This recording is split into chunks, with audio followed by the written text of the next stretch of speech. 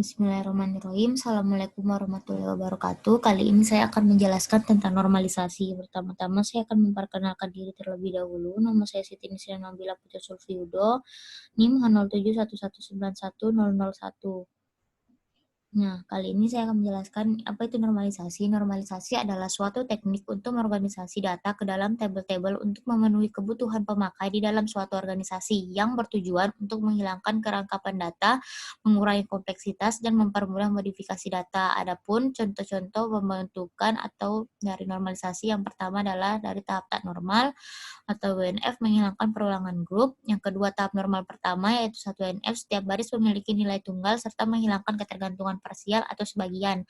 Lalu tahap normal kedua adalah 2 NF yang dimana bentuk 1 NF dan atribut yang bukan primary key bergantung secara fungsional padanya.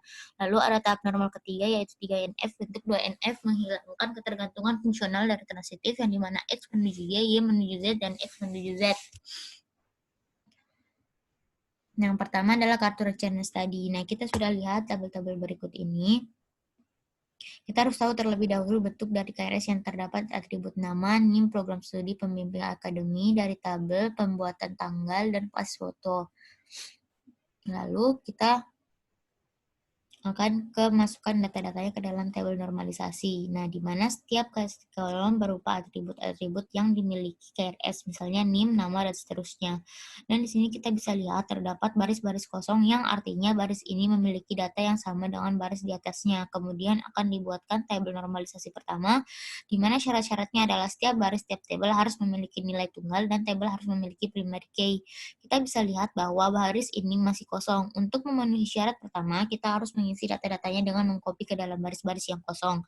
Selanjutnya kita cari PK dari KRS ini. Pertama ambil calon PK berupa NIM, copy data-datanya untuk mengisi baris-baris yang kosong.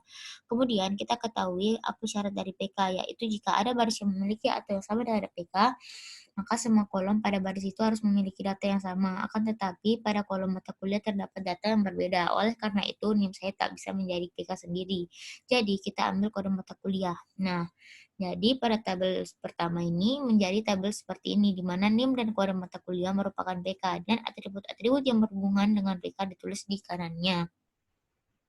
Lalu pada diagram KRS, kemudian dari tabel kita dapat membuat ketergantungan fungsional, di mana kita dapat lihat bahwa tanggal pembuatannya dan semester berhubungan NIM dan kode matkul. Lalu atribut nama total SKS berhubungan dengan PK NIM dan kelas NIM berhubungan dengan PK kode matkul. Dan kita dapat melihat bahwa ketergantungan fungsional yaitu kode mata kuliah ke kelas, maka nama mata kuliah, kode mata kuliah ke kelas, ke ruangan, dan seterusnya. Nah, dari sini kita dapat membuat tabel normalisasi kedua dengan syarat data harus dalam bentuk seperti sebelumnya dan atribut non-key harus memiliki ketergantungan fungsional pada fungsi pertama. Nah, pada diagram ini kita bisa membuat jadi tabel normalisasi kedua, di mana atribut tanggal pembuatannya dan semester berhubungan sepenuhnya dengan NIM dan kode mata kuliah. Nama total SKS berhubungan sepenuhnya dengan NIM, lalu kelas jam berhubungan sepenuhnya dengan kode mata kuliah. Nah, untuk tabel normalisasi ketiga, pada normalisasi ini kita dapat membuat tabel normalisasi ketiga yang memiliki syarat yaitu harus memenuhi 2 NF dan tidak memiliki ketergantungan fungsional transitif. Dapat dilihat bahwa ada ketergantungan fungsional transitif kode mata kuliah, kelas, dan nama mata kuliah, kode mata kuliah, dan SKS mata kuliah, dan seterusnya. Maka kita akan memisahkan tabelnya dengan membuat tabel baru dengan PK berupa kelas dan atribut nama mata kuliah jam. Dapat dilihat tanggal pembuatan, semester berhubungan dengan NIM dan kode mata kuliah, nama SKS berhubungan dengan NIM, kelas berhubungan dengan kode mata kuliah. Di mana jika ada tabel ketergantungan transitif, maka dibuatkan tabel baru yang memiliki PK kelas, atribut nama mata kuliah, dan jam. Nah, dari sini kita bisa dapat lihat bila tabelnya membuat tabel baru dengan PK berupa kelas dan atribut nama mata kuliah jam. Nah, pembuatan semester berhubungan dengan NIM dan kode mata kuliah, nama SKS berhubungan dengan NIM, kelas berhubungan dengan kode mata kuliah. Lalu kita lanjut ke normalisasi KHS. Nah, pada normalisasi KHS sama seperti sebelumnya. Nah, sebelumnya itu ada data-data yang terdapat pada kartu hasil studi tersebut. Yang pertama ada NIM, nama fakultas, program studi. Selanjutnya ada jenjang semester, ada IP sementara, jumlah SKS, jumlah mutu, kode mata kuliah, nama mata kuliah, dan hasil mutu. angka mutu, kredit SKS, dan ada mutu. Setelah mengetahui data-data yang terdapat pada hasil studi tersebut, selanjutnya kita akan mendaftarkan data-datanya dalam normalized form sesuai dengan data yang terdapat pada KHS. Maka kita akan daftarkan mulai dari NIM, nama, fakultas, jenjang sampai di mutunya. Setelah mendapat dari KHS, kita akan membuat anomalies form. Nah, pertama yaitu syarat dari anomalies form, yaitu tabelnya harus memiliki primary key dan setiap kolom harus mengandung nilai tunggal. Dari tabel anomalies form, kita akan menentukan yang pertama ada primary key-nya dan data yang kita memiliki. Kita bisa lihat bahwa primary key yang ada pada KHS itu adalah NIM. Selanjutnya, karena NIM di sini memiliki data yang sama, maka tiap bulan membutuhkan primary key yang lebih data bersifat berbeda-beda. Selanjutnya, dapat mendapatkan primary key, maka kita akan memenuhi setiap kolom mengandung nilai tunggal. Caranya yaitu dengan memasukkan data-data yang sama dari tabel. Nah, anomalisasi bisa menjadi tabel berikut jadi tabel normalisasi pertama. Nah, cara mengubah KS dengan norma tahap 1 menjadi tahap norma 2, bentuk data telah memenuhi kriteria bentuk norma 1. Lalu atribut bukan kunci harus memiliki ketergantungan fungsional sepenuhnya pada kunci utama. Visualisasi dari ketergantungan fungsional ini dapat dilihat pada diagram KF yang telah dibuat. Nah, seperti ini. Para atribut hasil mutu, angka mutu, kredit SKS, dan mutu memiliki hubungan dengan kode mata kuliah dan juga NIM. Nah, atribut nama mata kuliah hanya memiliki hubungan fungsional sepenuhnya pada key kode mata kuliah nama, program studi, fakultas, jenjang, tahun masuk, IPK, dan jumlah SKS yang hanya memiliki hubungan fungsional sepenuhnya dengan primary key NIM. Nah, untuk membentuk norma tahap 2 sesuai hubungan fungsional, maka pertama ada tabel untuk atribut yang memiliki hubungan fungsional dan kode mata kuliah dan NIM. Kemudian tabel yang memiliki hubungan fungsional dengan primary key NIM, dan atribut yang hanya memiliki hubungan fungsional dengan NIM kode mata kuliah. Maka akan menghasilkan tabel seperti berikut. Nah, untuk tabel tersebut, tabel ini sama seperti halnya pada pembuatan KRS, yang dimana dari tabel ini di mana atribut tanggal pembuatan dan semester berhubungan sepenuhnya dengan NIM dan kode mata kuliah. Nah, nama total SKS berhubungan sepenuhnya dengan NIM, dan kelas jam berhubungan sepenuhnya dengan kode mata kuliah. Nah, lalu pada normalisasi 3, yaitu pada 3 NFKS, untuk membuat normalisasi ketiga, syaratnya yang pertama bentuk data memenuhi kriteria bentuk norma kedua dan syarat ini telah terpenuhi.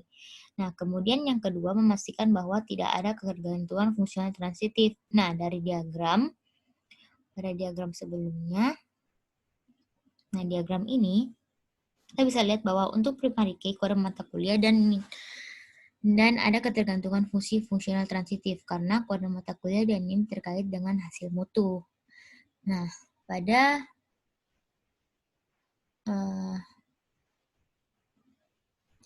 di 3 KNF ini, hasil mutu terkait dengan angka mutu dan kode mata kuliah dan NIM terkait dengan angka mutu.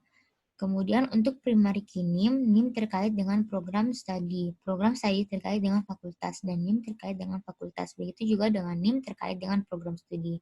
Nah, program studi terkait dengan jenjang, dan NIM terkait dengan jenjang. Sehingga untuk menghilangkan ketergantungan fungsional transitif, maka kita bisa pisahkan tabelnya menjadi seperti ini.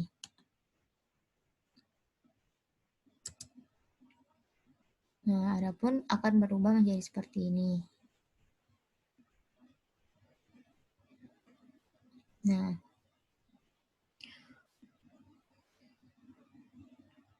tabel selanjutnya, NIM, nama program studi, IPS, jumlah SKS, dan jumlah mutu program studinya tetap berada pada kolom NIM. Kemudian kita pisahkan dan kita buat tabel baru, yaitu program studi fakultas dan jenjang. Kemudian pada tabel ketiga itu, karena hanya ada 2 kolom, yaitu kode mata kuliah dan nama mata kuliah, maka dapat dipastikan tidak ada ketergantungan fungsional transitif pada tabel ketiga ini. Lalu kita lanjut pada transkrip. Nah, sebelumnya kita harus menentukan atribut-atributnya. Sama seperti yang tadi, ada NIM, nama, fakultas, program studi, jenjang, tahun masuk, IPK, jumlah SKS, kode matkul, nama mata kuliah, hasil mutu, angka mutu, dan SKS mutu. Nah, UNF-nya akan menjadi seperti berikut. Nah, pada UNF-nya, maka akan menghasilkan konversi ke bentuk normal pertama, di mana syaratnya harus tiap baris memiliki nilai tunggal dan memiliki PK. Akan tetapi dari kolom matkul dan seterusnya nilainya tidak tunggal, jadi kita akan menyalin metadata-nya. Selanjutnya menentukan PK, kita menjadikan matkul dan NIM sebagai PK. Nah, maka akan menghasilkan tabel pertama seperti berikut.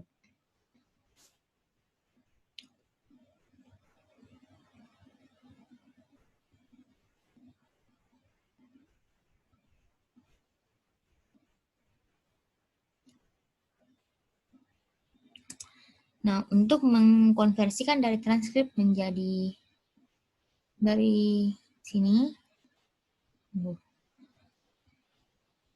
Nah, dari sini, setelah mengkonversi dari pertama ke dua, maka dapat dilihat pada diagram KF-nya. Nah, dari tabel ini, kita bisa mendapatkan diagram dari KF transkripnya, yaitu seperti berikut. Nah, di mana hasil mutu-mutu memiliki hubungan fungsional dengan kode mata kuliah dan NIM. Lalu atribut mata kuliah hanya memiliki hubungan fungsional dengan kode mata kuliah. Sedangkan nama jumlah SKS berhubungan sepenuhnya dengan NIM. Nah, setelah itu tabelnya terdiri dari kode mata kuliah dan NIM sebagai PK atribut, hasil, dan mutu-mutu. Adapun bentuk tabelnya sebagai berikut. Nah, untuk tabelnya akan menjadi seperti berikut ini.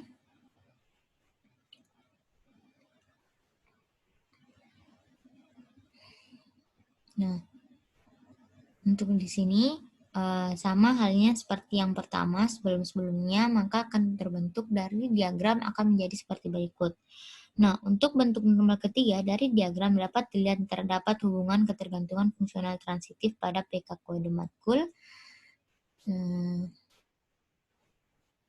Nah, di sini terdapat transitif pada PK kode matkul dan NIM di mana terkait dengan hasil mutu, dan hasil mutu berkait dengan angka mutu, kode mutu, dan NIM berkait dengan angka mutu. Kemudian PK NIM berkait dengan program studi berkait dengan fakultas, dan NIM berkait pada fakultas NIM. Nah, untuk bentuk normal 3, untuk menghilangkan ketergantungan transitif, maka dilakukanlah dari tabel tersebut. Nah, tabel ini dilakukan untuk pemisahan tabel. Nah, pada pemisahan tabel ini, kode mata kuliah dan NIM PK jadi hasil mutu adalah atribut. Lalu tabel berikutnya adalah PK hasil mutu dan atribut angka mutu. Tabel selanjutnya dengan PK, NIM, atribut, dan nama jumlah SKS. Adapun bentuknya sebagai berikut ini. Nah,